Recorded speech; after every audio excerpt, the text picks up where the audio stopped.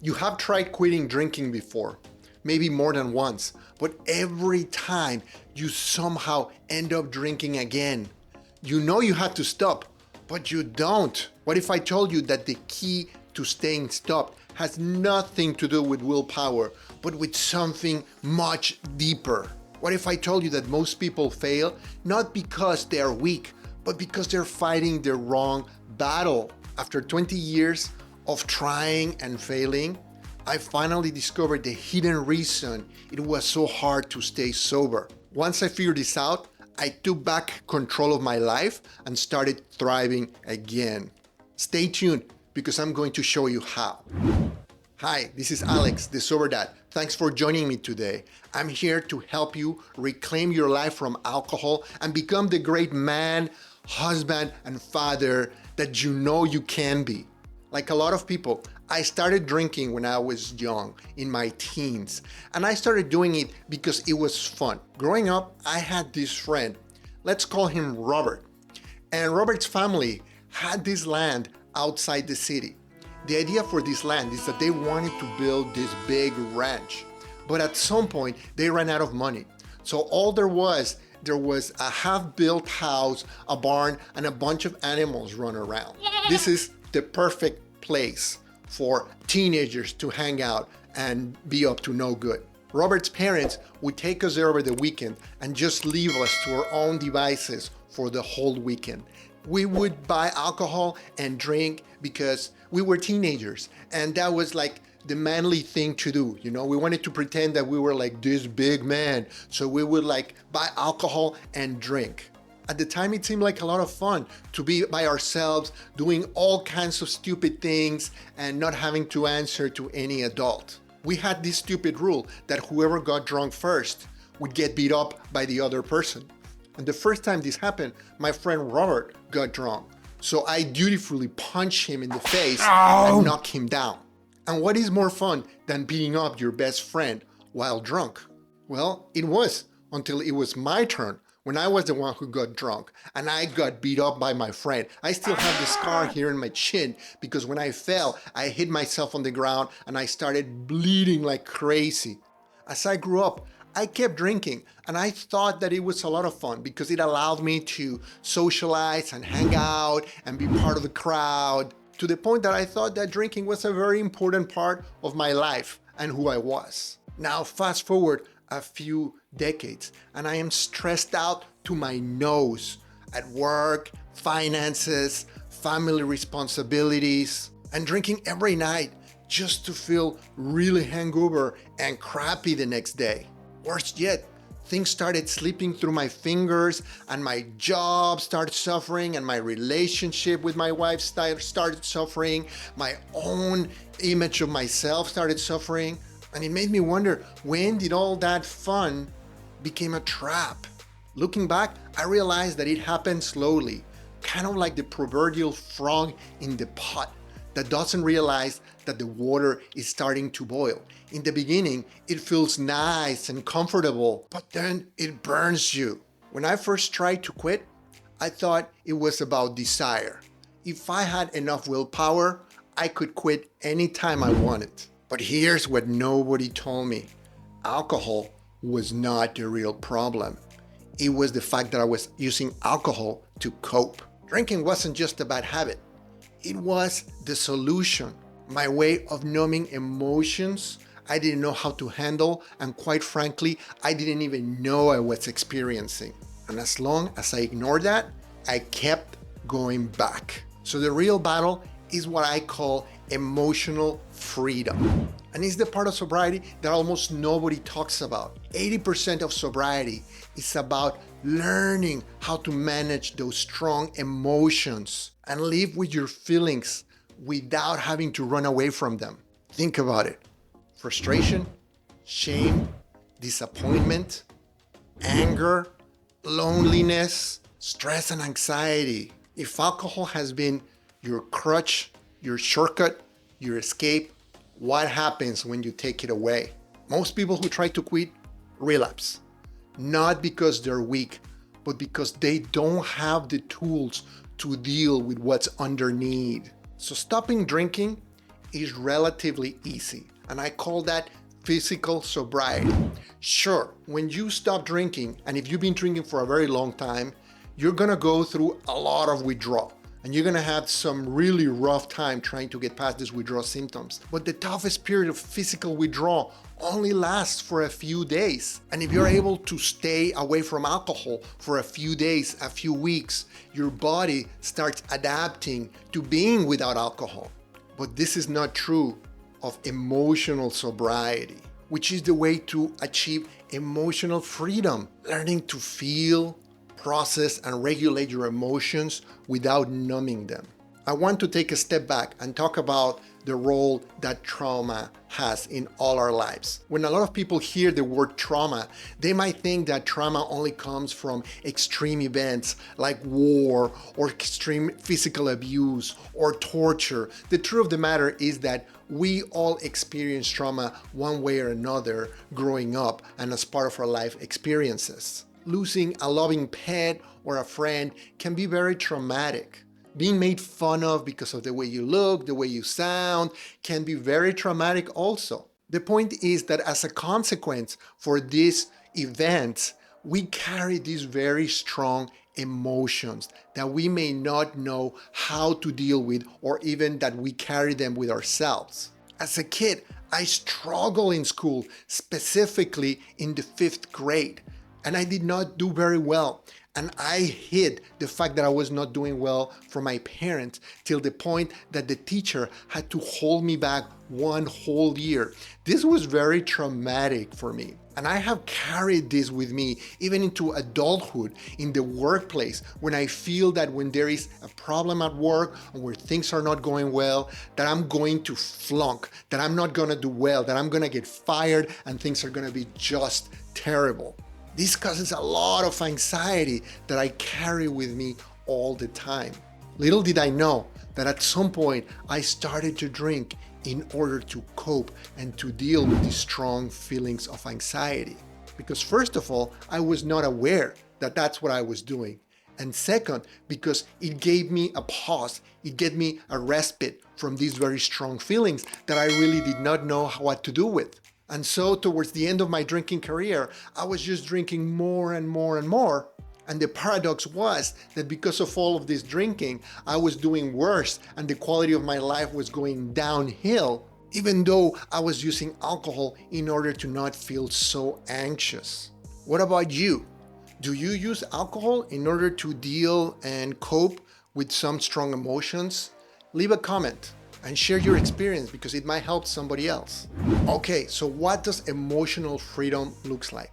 Emotional freedom looks like living a balanced life where none of your emotions get the best of you. It's learning to set boundaries at work and in your relationships and saying no when it's necessary in order to protect your mental health. Emotional freedom means working through your resentments so they don't eat you alive. And it also means challenging distorted beliefs, distorted thinking that keeps you trapped in mental prisons where you feel like you're not good enough or that you're just stupid. Or in my case, like everything is gonna fail and I'm going to flunk and I'm going to die poor on a ditch somewhere. When you achieve enough of this emotional freedom, then sobriety doesn't feel limiting or like a prison. It feels like the right way to live your life. So I did not get this right away. And for years, I just tried to white knuckle it and will my way into not drinking. Years for falling down and picking myself up and falling down again. It felt like I was never going to be able to get off this ride to nowhere. But when I finally understood, I wasn't fighting alcohol, but the way I was handling my emotions, everything shifted, because it's usually distorted beliefs that are behind some of these very strong emotions. And then we act upon these strong emotions with drinking or risky behavior or doing things that we know are not good for us, like overeating and gambling, because these help us numb these emotions and kick down the can of having to deal with them. So now that you know that the battle is with your emotions, what can you do? So here's a list of some really useful tools for emotional regulation, okay? The first one is get the thoughts out of your head and into paper. Journaling. Write down what you're feeling. Write down what you're thinking, because there's a magic that happens when you write down your emotions and your feelings. They stop doing the rounds into your head and they allow you to process and to see what's going on inside your head. That way you can look at what you've wrote and try to figure it out if your fears are realistic, if your sense of loneliness and worthlessness really makes sense or not, if your anger is justified, or if it's a good time to start letting go of those grudges that you might have against people who you think have wronged you in the past. Master box breathing. Box breathing is inhale 4 seconds, hold for 4 seconds, and then let go for 4 seconds. Wait 4 seconds, and inhale again 4 seconds. This type of breathing is going to activate the parasympathetic nervous system, which is the part of your nervous systems that tells your body to calm down, that you're not in danger, that there's no tiger chasing you. This is an essential tool and technique that will help you achieve a different state of mind. And there is having a daily routine that promotes your sobriety. Remove all triggers from your house. Get rid of all the alcohol. Don't hang out with the people that make you want to drink. Get into a predictable sleeping schedule, 7-8 hours every night. That is a non-negotiable. Eat well and do exercise. This is not only good for your body, but for your mind. And remember, the body and the mind are connected. They're one and the same.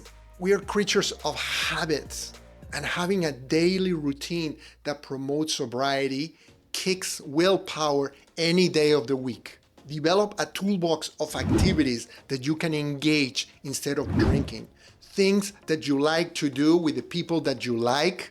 Activities that are engrossing, that take your full attention, and that are aligned with your values and the things that you believe in.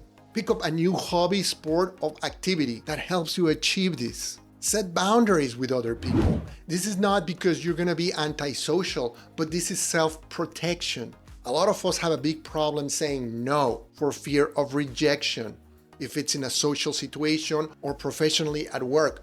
But not saying no can be very detrimental and can produce a lot of stress.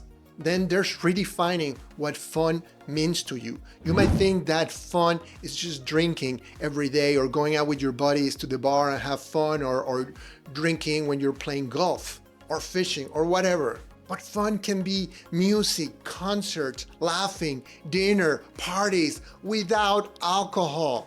Many of us delaying quitting alcohol because of this fear that you're not going to have fun if you don't drink, that you're going to be excluded by your social circle. But fun doesn't come from alcohol. It comes from being present and from connection, true connection with other people.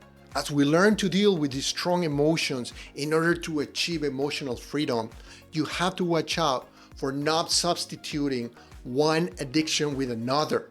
This happens because your brain is desperate for a dopamine hit, a quick relief for the stress of the strong emotion.